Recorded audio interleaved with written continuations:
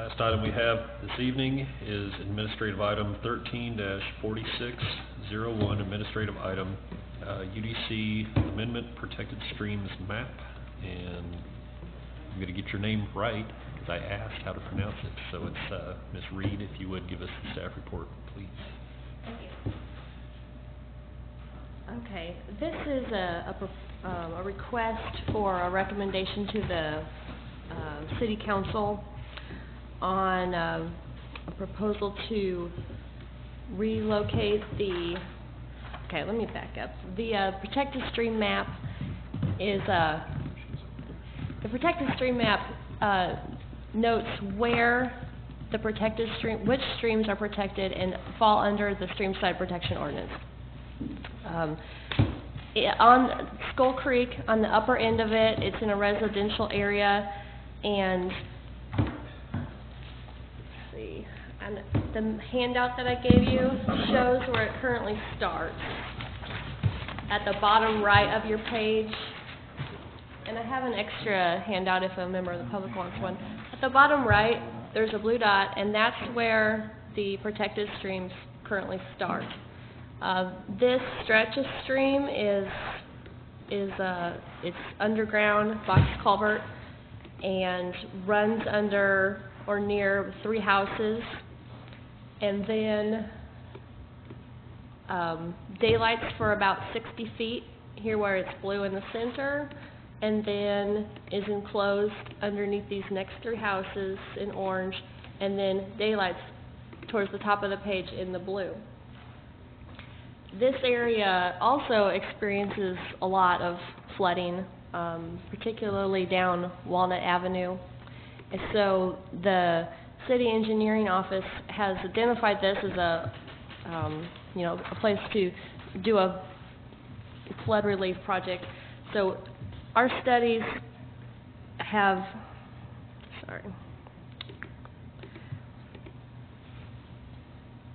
the yellow line is showing where we can do a best fit box culvert to provide flooding relief for this undersized system, which would also outfall where the current outfall is. This will divert a lot of the flow off of this existing system. So we felt it would be appropriate to move the beginning of the streamside protection ordinance to this point downstream,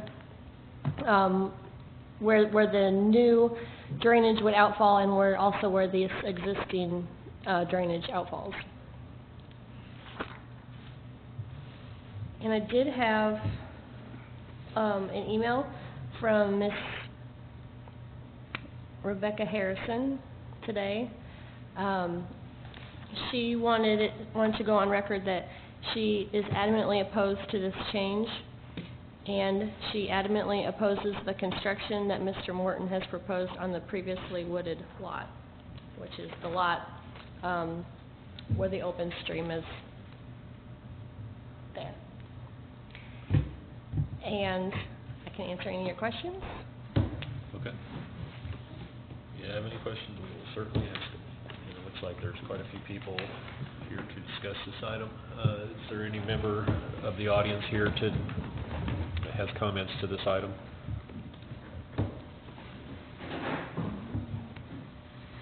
If you could, please state your name. Eden Reef. I have the house where it daylights. And I spoke with Ms. Reed today about this project, and I understand the need for some change to this drainage system. My concern is what will happen when the additional water load daylights on my backyard, which happens to be, our house is, within the, not just within the stream management zone, but also within the water side zone? Yeah, we're, it's very close and personal for us. So, my questions are, I know there will be a lot more water coming out of that system, and I know there will have to be some accommodation for that extra water, and I know we talked about need to be improvements to the channel. And of course, I don't want any changes to the channel, but I know that you have to deal with more water. So, would the upgrades to the channel past that point be required or optional for property owners? I can respond to that. The engineering division is planning to address this as we finalize our design. It'll be a combination of looking at the existing channel and looking at the increased peak flow, the increased velocity of the water coming out of the larger pipe, and we can look at what it will take to not have downstream scour, to slow the water back down, and we can look at the effects of the water flowing out of the box culvert into the above ground stream, and we can coordinate with the property owners what would be the best approach to make that transition into an open channel to protect from scour. Okay. Mr. Chair, could I ask her a question? Certainly. Is there going to be an increase in water, or is it going to be the speed of the flow that's going to increase, or both? It'll have the same drainage area, but it'll be more efficient, and it will be flowing faster because it's in a larger box culvert, and because it'll be more efficient about how it gets there, you'll see a larger peak flow than what was previously seen. Okay. Any other member of the audience? If you could, please state your name. Andrew Way. I live at 511 North Walnut, which is just southwest of where it daylights. I've never had any problem until like 10 years ago with water in my front yard, which has gotten worse in the last 10 years. I don't know exactly when, but at some point curb and gutter was put in Maple, but there was no drainage to take care of any surface water, and more or less has caused that water to channel. It turns and comes down Walnut. And once the city realized that was a problem, they addressed the culvert that goes under Walnut Avenue right before it daylights. It wasn't just a box culvert. They dug up the street, they put in black drainage pipe, and it made the problem worse. I'd say a half a dozen times in the last 10 years I've had water in my front yard. I don't know if any of you have seen a YouTube video entitled Walnut River. That was April 2011. It's probably as bad as it has ever been there. I've seen it. I can gauge that by the front steps of my house. The water was, maybe it's on the video, I don't remember exactly, but I remember a time or two before that. I remember vividly in 2003, my neighbor, I think it rained at night, and he said, we were talking the next morning, he said, he wished he would have known it was coming, he would have got his kayak out. It would have been a nice run from Lafayette down to where the daylights her house. And I chuckled, but, he was serious. Anyway, I oppose doing it at this point because it's creating a time gap, and I haven't heard any rationale why this needs to be done now. In light of the fact the city has addressed this and they've known it's a problem, and you admit it's a problem, anybody who listens to the YouTube video can see it's a problem, you're just creating a time gap where the drainage can become worse. There'll be more floods, maybe higher. I mean, I'm not afraid I'm going to, wash away at the middle of the night or anything like that, but I just don't understand the rationale where somebody could explain why it needs to be done now, why there needs to be a time gap from now until this problem is solved. Why does the problem need to be made worse by removing the protection?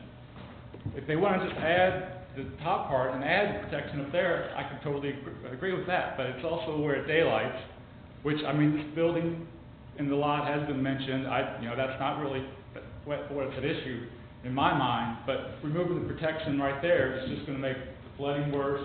I don't understand why the problem should be made worse before it's made better.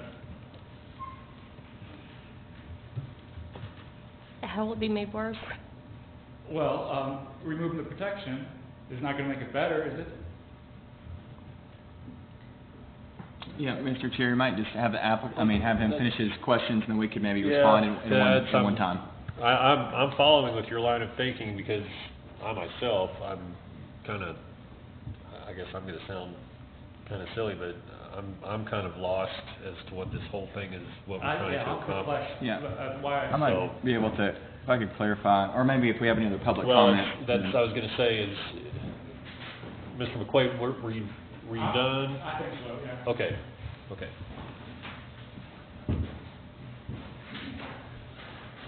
If you could, please state your name. I'm Angela Noble, Okay. and I live at 559 North Walnut, which is where the creek runs through my living room floor. Yes, that house. And it actually, if you go into my crawl space, it looks like a concrete casket. So the water actually does run through my living room. So I have several concerns actually. Our street is terrible when it does flood. I've been fortunate enough that it has not gone into my property as far as much into my grass. Eden has a perfect concern on what we're going to do as far as the future of that property goes. Andrew's concern is what are we going to do when that happens, and is it going to make it worse? I agree with all of that, but then I have an extra concern, is how are you going to stop the water from flowing underneath my house? And then if it does get worse before it gets better, is my basement going to flood? Is my whole underneath of my house going to flood? Does that make sense to you guys? Yeah. I think my house is very unique because I have a creek that runs through It it. sounds. And I'm not in a flood zone, and I often wonder if I should be in a flood zone. Even when we had the large flood in 2011, my basement did not flood. I was completely protected. But I would like to remain that way. So I guess my question is, how would you block that off from where my house is? And then, again, how are we going to improve it before it gets, or how are we going to make it better? Okay, Thank you. okay, thank you. Is there anybody else that would like to comment?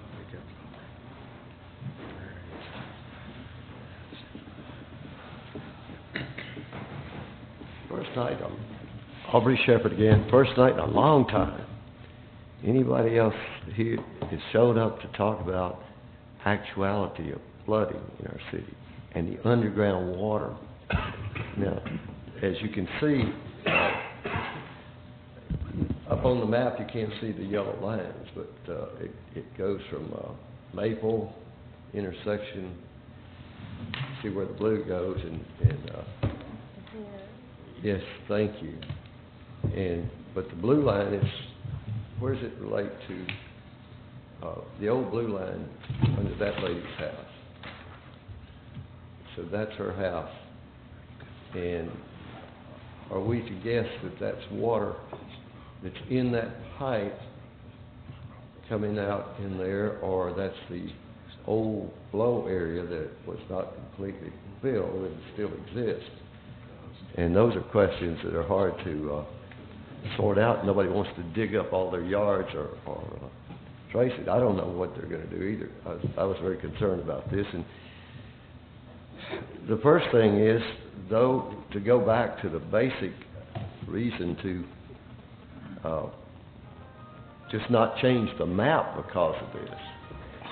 The protected zone, if it's to function downstream, has to begin in where the first speck of water falls that flows into that stream. Wherever it is, way up on the mountain or just nearby. But everything is headwater of something on our hills. And some places you can spread your feet a little bit and be in two watersheds, the Illinois River and Beaver Lake watershed at the same time.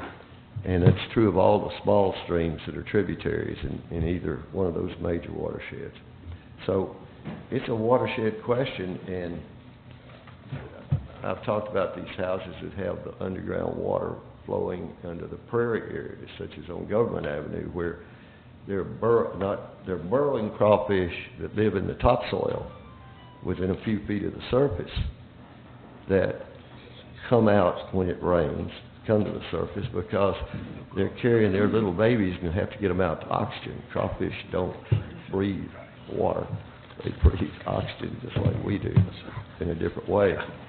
And then in the underground systems that you find because of the karst geology we have, which runs across in many different angles through our city, one on Government Avenue and particularly the cemetery would like to acquire more of that, and they just most recently have been able to acquire parcels in the floodplain, in the over karst geology for the cemetery, and have to take that back to the sale barn property, which had a lot of high ground that matched the cemetery, went to apartments because we didn't have enough public pressure to stop that the second time it came through. And so the underground water that's actually there, not related to the karst, is there with these white or almost clear-bodied crawfish that have smaller pinchers than the ones that burrow. And I've actually been down into a basement of a house that now is burned and told you guys about it before, that those crawfish are there. Something similar is going on even on these hillsides where this is. There's underground water flows that are natural and original, and there are those that have been changed because of man-made activities, such as building a house foundation there, or such as putting a pipe in to try to alleviate the problem. You also guide other things away, and those pipes are never quite big enough. The one on Locust Avenue, where the new trail section's going into Locust Avenue, go look at that. It's still going to flood the house at the very end of Locust it's between the two streams, between Tanglewood and Spout Spring Branch and adjacent to Walker Park. I think this needs vetting a lot more before it happens, because these folks who are here just represent a few that, I like the gentleman talking about the canoeing or kayaking on that street. Well, Gunter, I was thinking that they were talking about where the water goes at the end of Gunter, where it hits the Walnut.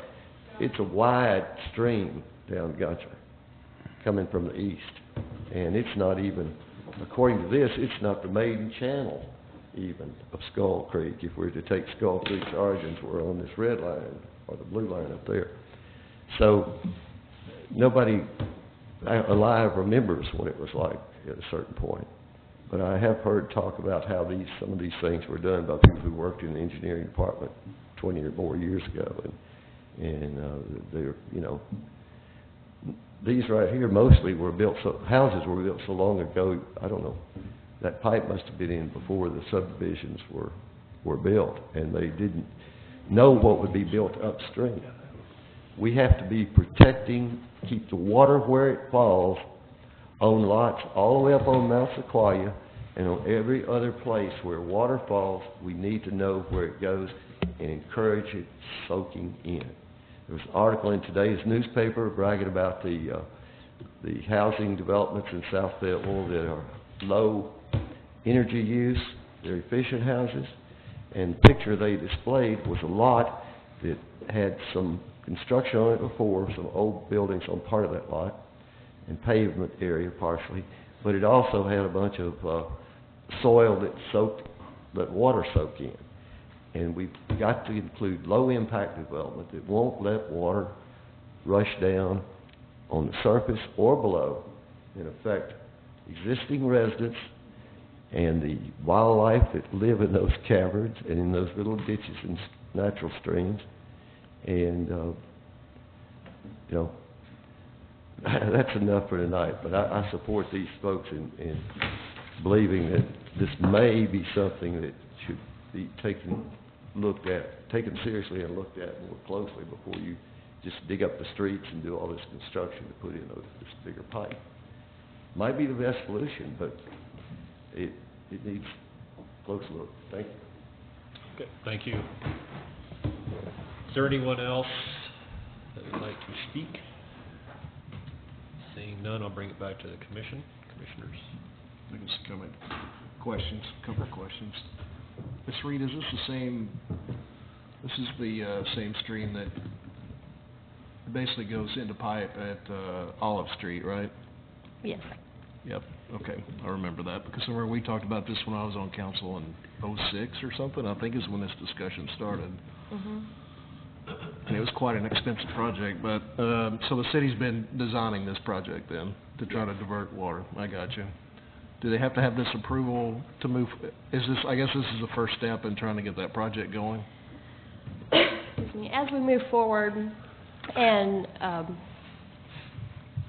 finish with the plans and get it ready to go out for bid, this won't need to go to city council until it's to approve the construction bid. And so we want to have, basically how we're going to treat this as far as it being in a streamside protection area and us rerouting it.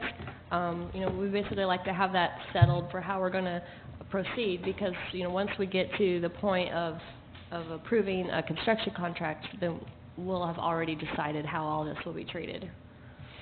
Okay, I remember when that discussion first started, there was a lot of outcry from the people that lived there to do something about the water, because I remember some flooding back in the mid-2000s that started that impetus. There were quite a few people requesting the city do something about it, and I know Mr. Gully with Transportation spent a lot of time trying to keep that culvert clean, specifically where it hits Olive Street. I remember him and staff walking down through that culvert as far as they could, and he said that culvert is quite old, that the condition of it is not in very good shape, and the problem is, and Aubrey just mentioned that, is you've got a lot of houses built on top of it, so it's not like the city can go through and just tear it up and try to rebuild it. So I know the city struggled with trying to figure out how to capture some of that water and divert it, and I remember seeing this plan way back when. Has the engineering taken anything, I mean, I can't speak for Ward 2 people, but have they taken anything to the people in that neighborhood to kind of show them what the design is and what the long-term idea is? Because it seems like from what their comments are, they're not 100% sure. And we haven't yet, and that would definitely be a step in this process. And there will be some drainage easement that will need to be acquired. There's not a lot, but that'll be, involve the neighborhood also. Seems like this has created more questions than it has anything. But I guess what I'm saying is it seems premature maybe to do this until there's more education on what the city's plans are. That's my opinion, at least. So it sounds like you're saying that you need input on what the residents of this area, I think they do, yeah. How they want their drainage fixed. I think they want to know what the Flooding. city's plan is and how it's going to alleviate, way the city thinks it's going to alleviate the problem. Because it sounds like they feel like it's going to make it worse, and that's not a good thing. And kind of piggyback on that was my comment pretty much precisely, is that I know that the city has done charrettes and has done a lot of community involvement projects. And if this thing has been a persistent problem for probably, I would say, longer than, it's been a long time, 10 years or whatever. If it's something that is obviously affecting a concentrated portion of the city like that, I'm familiar, I used to live over there years and years ago. That is pretty much the low point, or one of the low points of the city, that every time it rains, I mean, I can remember the old, what was it, Dr. Martin's, or whatever comes out down yeah, down, whatever that was, I can't remember the bar, but they used to get washed out just about every time. But that's what I would suggest, is that if there's any way that you could get just some kind of community meeting, or letterhead out to the people that are going to be directly affected by either the construction or hopefully by the diversion of the water. I don't know, is that, what ward is that? Two. Two, Kenyon? Is that one? Yeah, I would urge you, Matthew. yeah, I would urge you all to communicate your concerns back to your council members, and that's not to put you off. I mean, the council members that you have in that ward are very active in city council, and I know they're not afraid to speak. So, you know, that might get the ball rolling. You know, I'd hope that you guys could come to some resolve. And to answer Ms. Noble's question, as far as how, in a situation like that, and I know this is probably more technical than what you'd rather get into, but as far as protecting her home, if that creek does in fact get shut off to the way that it's flowing right now, or does that get shut off, or is it just minimized, is it diverted around, or? This plan proposes to divert most of, like, all the water that you can through the new on-street drainage path, but there would still be water flowing through this older route, you know, water that it picks up. So it would just be residual flow? Along this route. Okay, because you're not... But it'll fit into these culverts better, because they won't be already full of water like they are now. Okay. And so it would not be, the culverts there now would not be defunct, but they would be getting a lot less flow. Okay. Mr. Chair, if I may, Yes. I think, you know, we've certainly heard a lot of discussion about the drainage issues that we know that are in this area of the city, and the city has been looking at that and evaluating plans to improve the drainage area. What you have before you tonight is not really that drainage plan. All you're looking at is just, you know, basically you can see on the exhibit here, there's a stream that's in a pipe for a long section. There's a very small portion that daylights right across a property owner's property, and then it goes back into the pipe again underneath 3 more houses. And we feel like it's appropriate to bring this before the commission now, because I think we can make the determination now that this stream is not going to be daylighted along this section here. So there's no need to protect this, you know, very small stretch and keep it in the streamside protection zone. So it's not, I think all these drainage issues, I mean, those have to go through the public process like we've talked about through getting, you know, that plan approved. But I think what we're looking at here is just this one small section that they're asking to take out of the protected streams. I understand that, and I appreciate that, but I also appreciate, you know, the handful of people that sat here for almost 3 hours, that I think they'd rather walk out of here with some kind of feeling like they got some kind of answer to a question that they came, you know, and I understand that's what we're looking at. And with that, Mr. Chairman, I'd like just to make one point. What is being requested here is to be able to remove the restrictions the city has from the streamside protection ordinance in order to fix the problem. If the streamside protection ordinance remains in effect, even though the stream is not there, it's in a pipe, we are somewhat restricted on doing anything to be able to resolve the problem. In order to resolve the problem, we have to make the water go in different locations and maybe remove some of it from the pipe, which is not a stream, but maybe at one point was a stream. I don't know if it followed the normal stream or if it was diverted years ago. We don't know. But in order to do something to help you all and to help your entire neighborhood, we have to take the restrictions off of our engineers here. And she's our stormwater engineer. She does this for a living, and she's done it for many years for Fayetteville. Now, before a final plan is done, I do agree that we probably should have a charrette with the neighbors to show you what the city thinks is the best solution for this. But before we can get there, we have to untie the hands of our engineers for this one little area of this stream, which is not a stream, but qualifies because it drains more than 100 acres. That's why there's so much water there. So that's really what's being done, requested here, is simply so that the engineers can move forward with their plans to help your problem. Mayor, I understand, I agree with what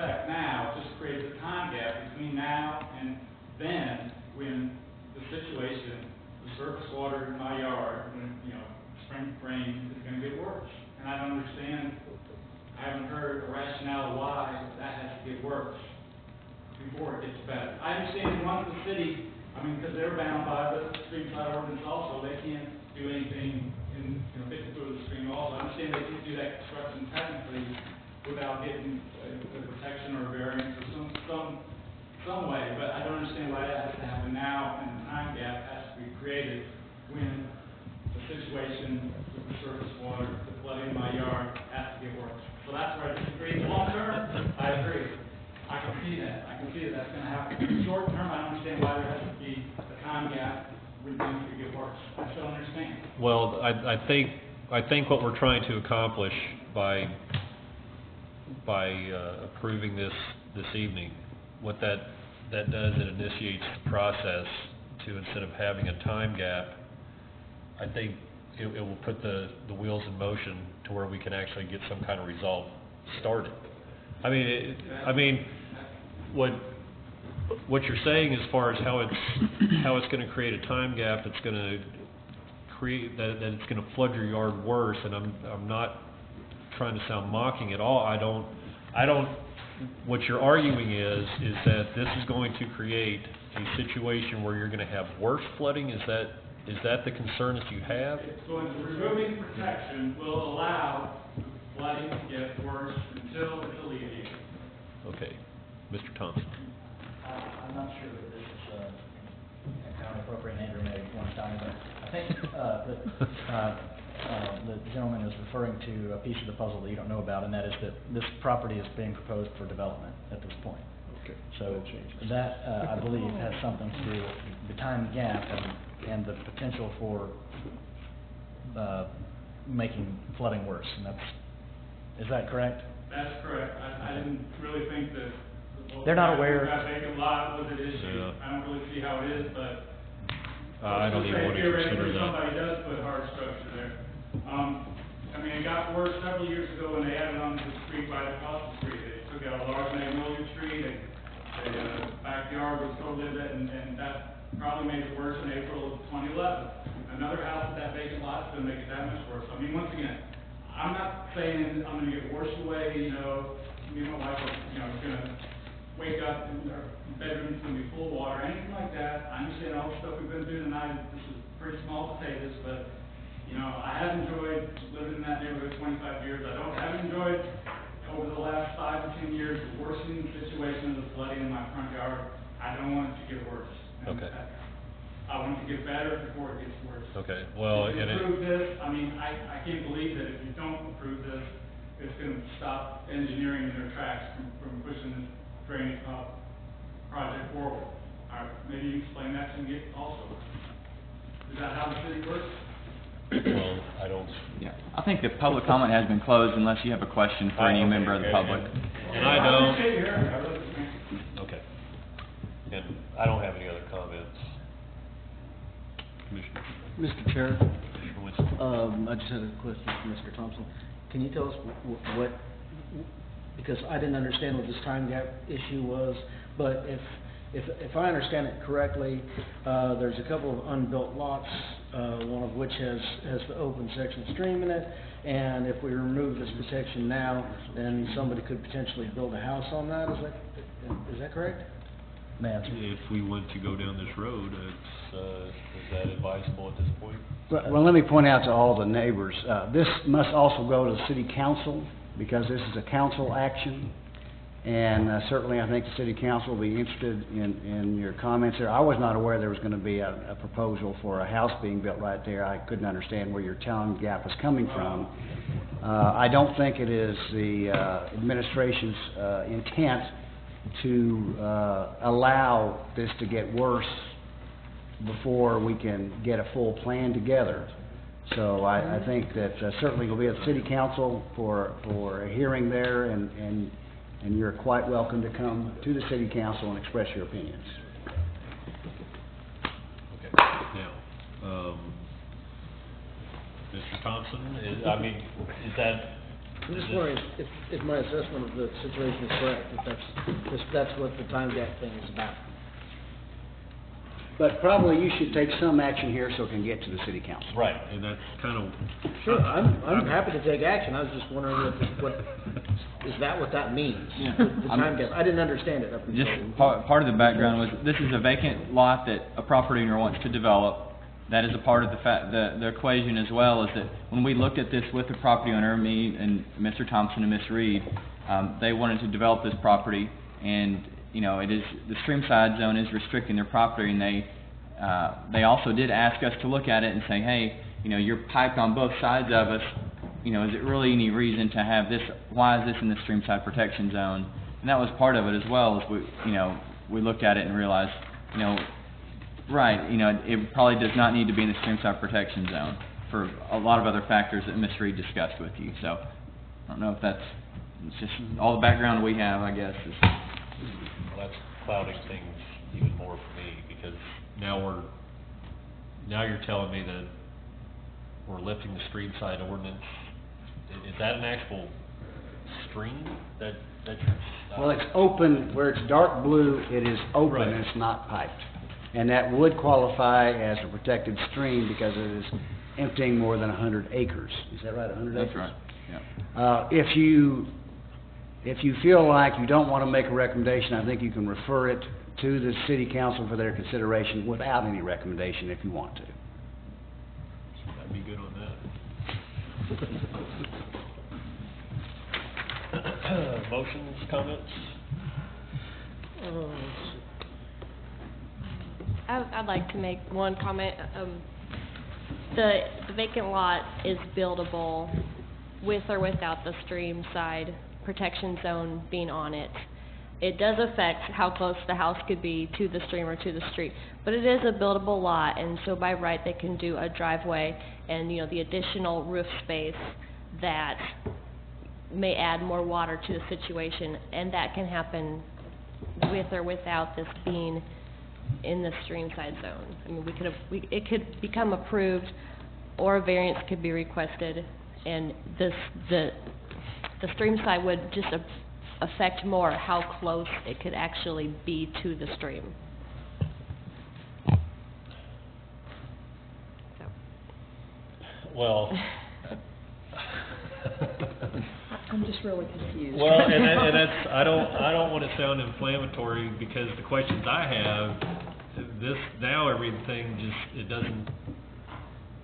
doesn't sound right with that little nugget of information. I'm not comfortable with that at all. And I'll keep my comments to that, so. But there needs to be some motion on this item to get to the city council. If I could, I would. I'll make a motion, yeah. I'm gonna make a motion that we forward this to city council without a recommendation. It's gonna be my Second. motion. The motion. I don't have it, it's, ADM 13-4601. Okay. So we have a motion to refer this on to city council, from Commissioner Cook, and a second from Commissioner Electric. Mr. Varga, please call the roll. Bunch, Yes. Noel? Yes. Autry? Yes. Hoskins? No. Marshall? Yes. Cook? Yes. Winston? Yes. Motion carries.